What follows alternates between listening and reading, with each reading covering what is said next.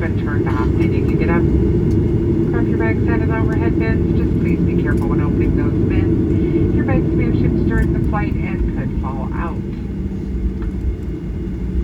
Please check around your seat very carefully.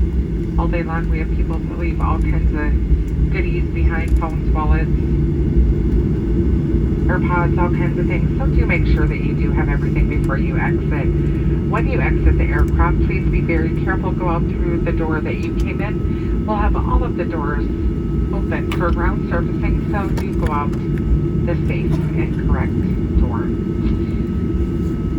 If you're connecting on with another Southwest flight here in Dallas, you can check inside on the monitors at the gate or at southwest.com for the most up-to-date flight information.